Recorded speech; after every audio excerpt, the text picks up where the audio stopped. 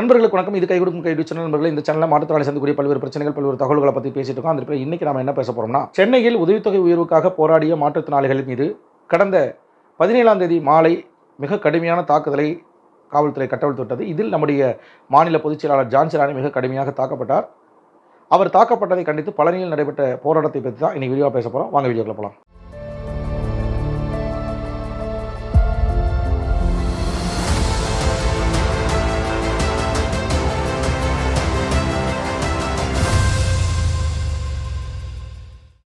நண்பர்களே, ஆந்திராவைப் போல் தமிழக அரசு மாற்றுத்திறனாளிகளுக்கான உதவித்தொகை உயர்த்தி தர வலியுறுத்தி பல கட்ட போராட்டங்களை தமிழ்நாடு அனைத்து மாற்றுத்திறனாளிகள் மற்றும் பாதுகாப்பு உரிமைக்கான சங்கம் நடத்தியுள்ளது. அதனுடைய தொடர்ச்சியாக கடந்த 17ஆம் தேதி சென்னையில் நடைபெற்ற போராட்டத்தை ஒட்டி நடைபெற்ற மிகப்பெரிய காவல்துறை அத்துமீறலிலே, அராஜக நடவடிக்கையிலே நம்முடைய சங்கத்தினுடைய மாநில பொதுச்செயலாளர் ஜான்சி ராணி அவர்கள் மிக கடுமையாக தாக்கப்பட்டார். அவர் தாக்கப்பட்டதை கண்டித்து 18ஆம் தேதி காலை பழனியிலே 100க்கும் மேற்பட்ட மாற்றுத்திறனாளிகளை திரட்டி மிகப்பெரிய கண்டன ஆர்ப்பாட்டமானது நடைபெற்றது. அந்த ஆர்ப்பாட்ட காணொலியை பாருங்கள்.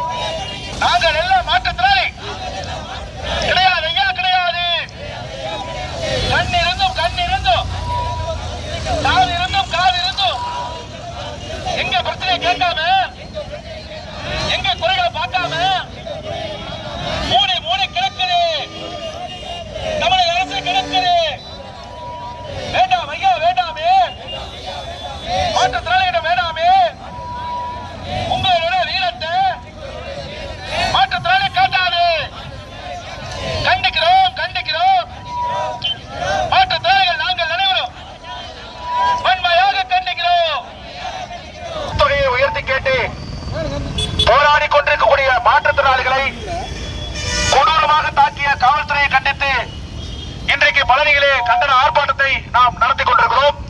ஒரு மணி நேரத்திற்குள் இங்கே 200க்கும் மேற்பட்ட மாற்றுத்திறனாளிகளை திரட்டிய நிர்வாகிகளுக்கும் உணர்வோடு வந்து கலந்து கொண்டிருக்கூடிய உங்களுக்கும் முதற்கண் தமிழ்நாடு அனைத்து வகை மாற்றுத்திறனாளிகள் மற்றும் பாதுகாப்பு உரிமைகளுக்கான சங்கத்தின் திண்டுக்கல் மாவட்ட குழுவின் சார்பில் புரட்சிகரமான வாழ்த்துக்களை தெரிவித்துக் கொள்கிறோம். நண்பர்களே, நாம இங்க எதுக்காக கூடியிருக்கோம்? நம்முடைய கோரிக்கை என்ன? நம்முடைய கோரிக்கை மிக முக்கியமான கோரிக்கை. மாற்றுத்திறனாளிகளுக்கு உதவித்தொகையை உயர்த்தி கொடுக்க வேண்டும் என்பதுதான். இதற்காக கடந்த 10ஆம் தேதி முதல் 13ஆம் தேதி வரை மிக கடுமையான முறையிலே நாம் போராட்டத்தை நடத்தினோம்.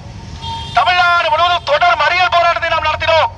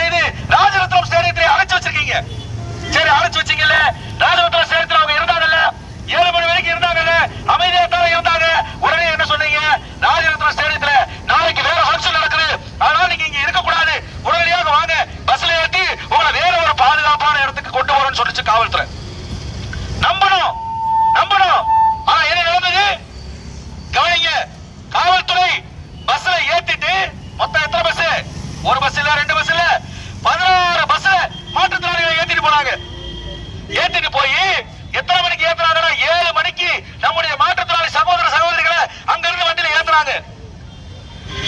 12 மணி வரை எத்தனை மணிக்கு ஏறுவது? 7 மணிக்கு 12 மணி வரை பஸ்ஸை விட்டு இறங்க விடாமல் சென்னையே சுற்றி கொண்டிருக்கிறார்கள். மதியம் உணவு வரவில்லை, இரவு உணவு வரவில்லை, குடிக்க தண்ணீர் இல்லை, கழிக்க ஒண்ணுக்கு போக முடியல. ஆண்களை விடுங்க, பெண்கள் என்ன பாடுபட்டிருப்பாங்க. 5 மணி நேரமா ஒண்ணுக்கு போக முடியாம பஸ்ல உட்கார்ந்து சுத்திட்டு இருந்தா. ஸ்டாலின் ஐயா உத்தரவு போடாம இதெல்லாம் நடந்திருக்குமா? எங்களுக்கு எல்லாம் காதுல பூ வச்சிருக்கீங்கன்னு நினைச்சிருக்கீங்களா? என்ன மாதிரியான அடக்குமுறை இது? மிக கொடூரமான அடக்குமுறை. 5 மணி நேரம். அப்ப மாற்றுத்தார்கள் பேருந்து விட்டு இறங்குன்னு சொன்னா காவல்துறை வலுக்கட்டாயமாக தரத்தரம் என்று இழுத்து கொண்டு போய் உள்ளே போட்டு இன்னைக்கு அராஜகத்தில் ஈடுபட்டிருக்கிறார்கள். காலையில கூட நாங்க சொன்னோம், இங்க இருக்கக்கூடிய காவல்துறை சார்பாய்வாளர் விஜய் அவர்கள் தொடர்ச்சியாக மாற்றுத்தாரர்கள் மோனப்போக்கை கடைபிடித்துக் கொண்டிருக்கிறார்.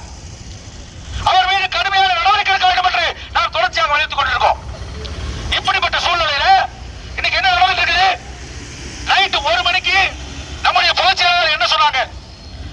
மாற்றுத்திறனாளிகளை 16 பஸ்ல ஏற்றி கொண்டு போய் எங்க கொண்டு போய் இறக்கி விட்டீங்கன்னு தெரியல. அந்த 16 பஸ் இங்க வந்தாகணும், என் முன்னாடி அந்த 16 பஸ்ல இருக்கக்கூடிய மாற்றுத்திறனாளிகள் வந்தாகணும் சொல்லி கேட்டதுக்கு தரத்தரம் எடுத்துக் கொண்டு போய் நம்முடைய மாநில பொதுச் செயலாளர் ஜான்சன் அவர்கள் மீது கடுமையாக அடக்குமுறையாக இருக்கிறது இந்த காவல்துறை. அந்த அடக்குமுறையின் பலனாக இன்றைக்கு நம்முடைய பொதுச் செயலாளர் ஐசியூ வார்டிலே இருக்கிறார். மீண்டும் மீண்டும் காவல்துறைக்கு நாங்கள் எச்சரிக்கையாக சொல்லிக் கொள்கிறோம், உங்களுடைய வீரத்தை, உங்களுடைய எல்லாத்தையும் எங்கிட்ட காட்டாதீங்க. ஆல்ரெடி நாங்க எல்லாத்தையும் இழந்துகிட்டு நிக்கிறோம். கை இல்லாம, கால் இல்லாம, கண் இல்லாம, வாய் இல்லாம, பேச்சு இல்லாம நின்றுட்டு கூடிய எங்கிட்ட உங்க வீரத்தை காமிக்கிறது என்ன அர்த்தத்தில் நீங்க செயல்பட்டு இருக்கீங்க? காவல்துறையுடைய அராஜகத்தை ஒருபோதும் நாங்கள் அனுமதிக்க மாட்டோம்.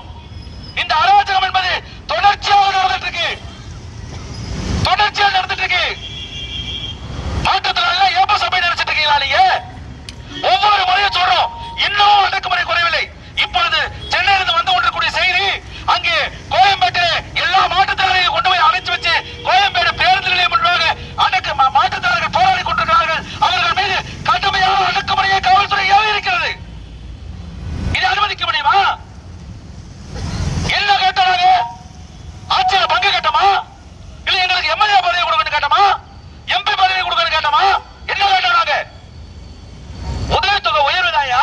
வாழ முடியல, எங்களால 1000 ரூபாய் வாழ முடியல. 50 ரூபாய் வச்சுக்கிட்டு நாங்க எப்படி வாழ்றது? அப்ப இப்படிப்பட்ட சூழல் என்பது கண்டிப்பாக நடக்கக்கூடாது. இந்த காவல்துறைக்கு நாங்கள் எச்சரிக்கையாக தெரிவித்துக் கொள்கிறோம். 1 மணி நேரத்தில் 9 மணிக்கு முடிவு செய்து 10 மணிக்குள் இவ்வளவு பேரை நாங்கள் திரட்டி இருக்கிறோம் என்றால் இன்னும் சொல்லிக் கொள்கிறோம், நாங்கள் திட்டமிட்டு சரியான திட்டமிடலோடு கரெக்டான தலையிட்டோம்னா எங்களால் ஆயிரக்கணக்கான மாற்றுத்திறனாளிகளை கொண்டு வந்து போட முடியும். என்ன சொல்றாரு? நாங்க தான் பைக் கொடுத்தோம்ல, வீல் சேர் கொடுத்தோம்ல, சைக்கிள் கொடுத்தோம்ல, இதெல்லாம் எதுக்கு வைத்துக்காரமா? அது தேவையா? தேவை. வண்டி கொடுத்தவன் பெட்ரோல் யாரு ஒப்பனம் ஊத்துவான்? பெட்ரோல் ஊத்தணும்ல, பெட்ரோல் காசு வேணும்ல. வண்டி கொடுத்தா எனக்கு பசிக்காதா? வண்டி எடுத்த சந்தோஷத்துல எனக்கு பைக் கொடுத்தாரு ஸ்டாலின் ஐயா, எனக்கு பசிக்காத இருக்க முடியுமா? எனக்கு பசிக்கும்ல, 3 நேரம் சாப்பிடணும்ல. ஆனா நீ ஒண்ணுமே கொடுக்க வேணாம், எங்க எல்லாருக்கும் ஒரு வேலை வாய்ப்பை கொடுன்னு கேட்டா அதையும் கொடுக்காம இப்படி காவல்துறையை வைத்து அராஜக நடவடிக்கையில் ஈடுபடக்கூடிய வன்மையாக நாங்கள் கண்டிக்கிறோம். கையில்லாத காலில்லாத மாற்றத்தினால போய் உங்களுடைய வீரத்தை காமிக்கிறீங்களே, இது சரியான அணுகுமுறையா? தயவு செய்து மீண்டும் மீண்டும் சொல்லிக் கொள்கிறோம், மாற்றத்தினால உங்களுடைய மோதல் போக்கை காண்பிக்காதீர்கள். சுடுகின்ற வெயிலிலே திடீரென போராட்டத்திற்கு அழைத்தாலும் எங்களால் 1000 பேரை திரட்ட முடியும் என்று சொல்லிக்கொண்டு காவல்துறையின் அராஜகத்தை வன்மையாக கண்டித்து இத்துடன் இந்த போராட்டத்தை முடிப்பதற்கான நேரம் வந்திருக்கிறது. இது முடிவல்ல. மீண்டும் சென்னையிலே ஏதாவது ஒரு சம்பவங்கள் நடந்து எங்களுடைய தலைவர்களுக்கு ஏதாவது ஆபத்து ஏற்பட்டால் மீண்டும் பல்லாயிரக்கணக்கான மாற்றுத்திறனாளிகள் களத்தில் இறங்குவார்கள் என்று சொல்லிக்கொண்டு விடைபெறுகிறேன். நன்றி, வணக்கம்.